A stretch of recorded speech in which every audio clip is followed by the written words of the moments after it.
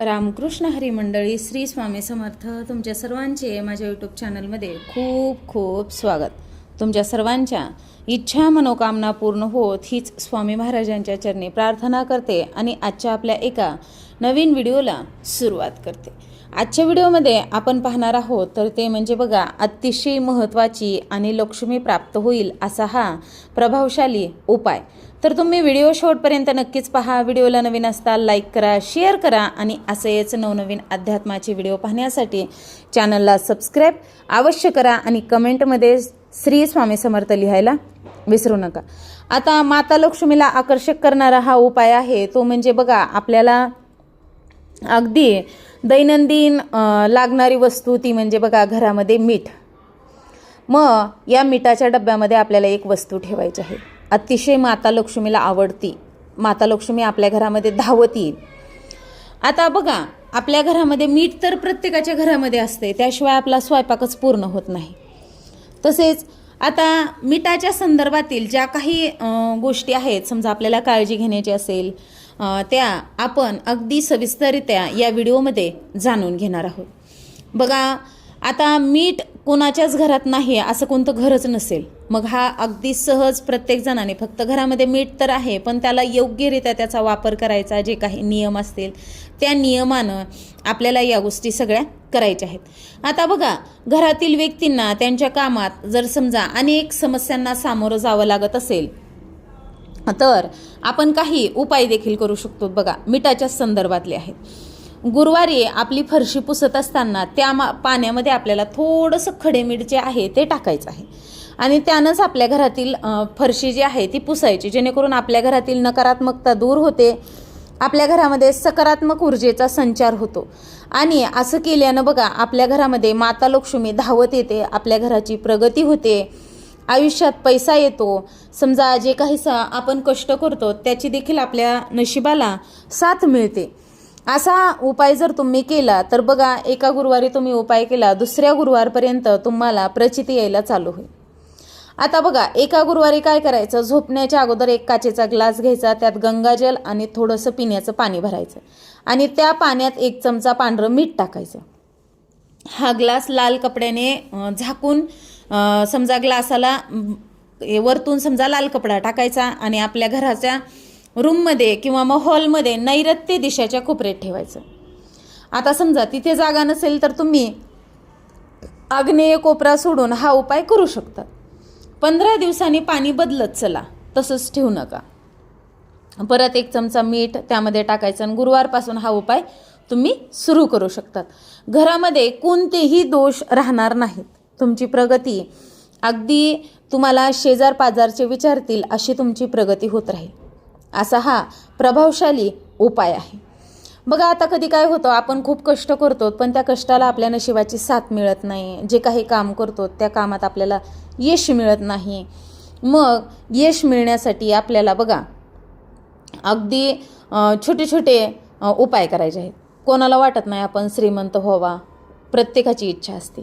मग तुम्हाला हे मीठ अगदी रातोरात श्रीमंत बनवेल. पण हे जी काही आपण उपाय बघणार आहोत ते उपाय तुम्ही कुठेही मनात शंका कुशंका आणू नका.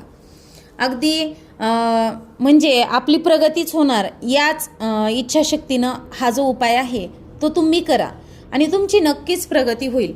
बघा, कोणताही उपाय करत असताना मनात किंतु परंतु आणले तर तो उपाय काही फळाला येत नाही. बघा, मग बाजारातून बघा साधे मीठ विकत घ्यायचे आणि घराच्या आग्नेय कोपऱ्यात म्हणजेच पूर्व आणि दक्षिण याच्यामधली दिशा असते तिथे मीठ ठेवायचं. हे मीठ सोमवारी किंवा कोणत्याही विशेष, आता विशेष म्हणजे बघा पौर्णिमा असेल, अमावस्या असेल, या तिथीला तुम्ही हा जो उपाय आहे तर तो करू शकतात. तुम्हाला जे पाहिजे ते मिळेल. घराच्या आग्नेय कोपऱ्यात 7 वेळा नीट गोल फिरवा आणि एक मंत्र आहे त्याचा जप करायचा. ओम श्रीम ह्रीम लक्ष्मीभ्यो नमः, ओम श्रीम ह्रीम लक्ष्मीभ्यो नमः. आणि आपण हे मीठ काचेच्या वाटीमध्ये ठेवायचं. या मंत्राने ते मीठ अगदी अभिमंत्रित होतं. बघा, 108 वेळा हा मंत्र म्हणायचा. 121 वेळा म्हटला तरी देखील चालेल आणि त्या कोपऱ्यात 1 दिवस आपल्याला मीठ ठेवायचं आहे. त्यानंतर दुसऱ्या दिवशी सकाळी वाहत्या पाण्यात हे पाणी मीठ आहे ते टाकून द्या. आता वाहत्या पाण्यात प्रत्येकाला शक्य होत नाही जाणं, मग काय करा, त्या मिठामध्ये पाणी टाका, तुळस सोडता दुसऱ्या झाडाच्या कुंडीमध्ये तुम्ही ते मीठ टाकलं तरी चालेल, किंवा मग पाण्यात समजा ते मीठ टाका आणि ते पाणी घराच्या बाहेर एखाद्या झाडाच्या खोडापाशी टाकलं तरी देखील चालेल. बघा, तुमच्या जे काही यश आहे ते तुमच्याकडे नक्की धावत येईल, तुम्हाला यशाचे मार्ग सापडतील, हाती घेतलेल्या प्रत्येक कामात यश मिळेल. दुसऱ्याच दिवशी ते ठेवलेले मीठ उचलून मात्र फेकून द्यायचं आहे, हे विसरायचं नाही. आता मिठासोबत समजा ज्या काही समजा आपण ते पाणी टाकू, ते पाणी बाहेर टाकू, त्यासोबत आपल्या बघा समस्या दूर होतील, आपल्या जीवनात सकारात्मकतेचा कुठेतरी आपल्याला एक इशारा मिळेल, आपल्या आयुष्यात चमत्कार होतील, आपलं आयुष्य नक्कीच बदलून जाईल. आता शास्त्रानुसार असं म्हटलं जातं की संध्याकाळी मीठ कधीही कोणाकडूनही घेऊ नये किंवा देऊ नये. जेव्हा तुम्ही तुमच्या घरातील मीठ संध्याकाळी दुसऱ्याला देता तेव्हा तुमच्या घरातील सुख समृद्धी निघून जाते. त्याचबरोबर मीठ घेणारी व्यक्ती विध्वस्त होते. म्हणूनच संध्याकाळी मीठ घेऊ नये किंवा कोणालाही देऊ नये. आणखीन एक गोष्ट लक्षात ठेवायची, जेव्हा एखादी महिला घराची साफसफाई करते, मिठाच्या पाण्याने दुपारी फरशी पुसते, तेव्हा त्या घरात लक्ष्मीऐवजी अलक्ष्मीच वास करते बघा. त्यामुळे या गोष्टींचं देखील किंवा या नियमांचं देखील पालन नक्कीच करा.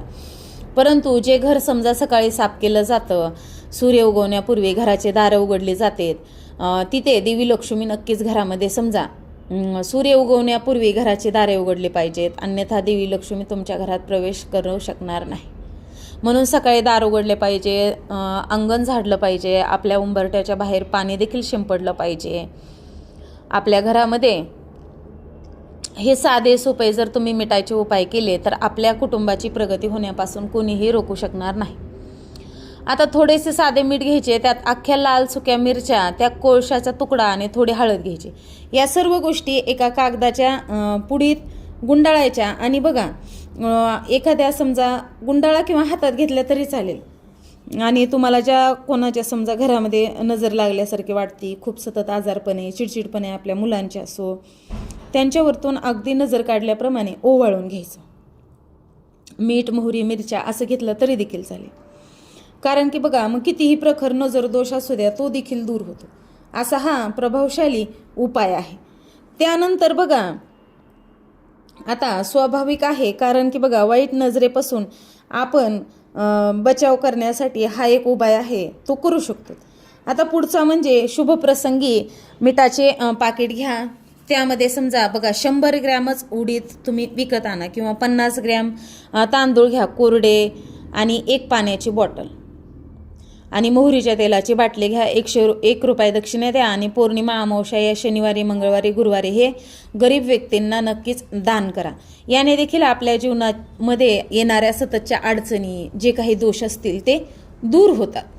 आता त्यानंतर बघा, आता घरातील मीठ संपले असेल तर दुर्दैवाचे लक्षण मानले जाते. तुमच्या घरात देवी लक्ष्मीची कमतरता असू शकते, कारण की बघा घरातील मीठ कधीही संपू द्यायचे नाही. अगदी अर्धी मिठाची भरणी आली तरी देखील त्यामध्ये मीठ भरून ठेवायचं, कारण की जर मिठाचा डब्बा रिकामा राहिला तर माता लक्ष्मी आपल्या घरातून निघून जाऊ शकते.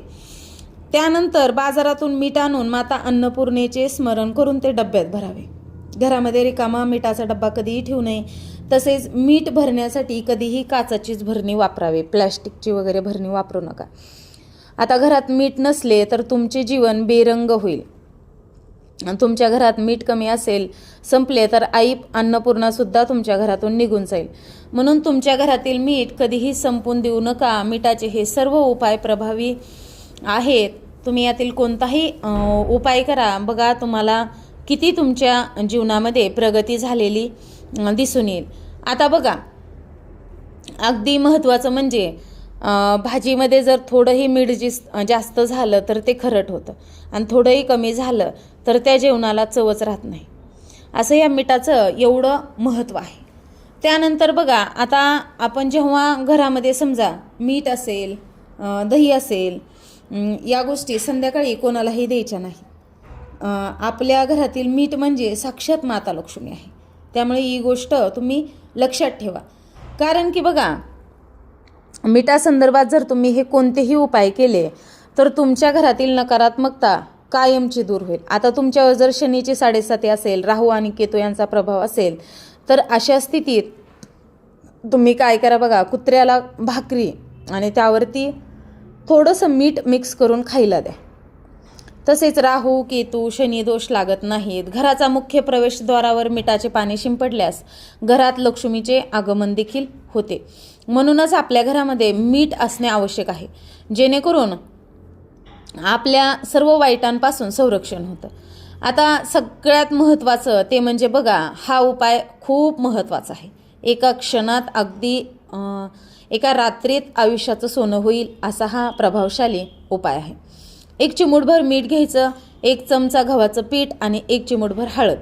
भांडी न वापरता बघा आपल्या तळहातावर पीठ मळून घ्या आणि याची गोळी बनवून गोमातेला खाऊ घाला.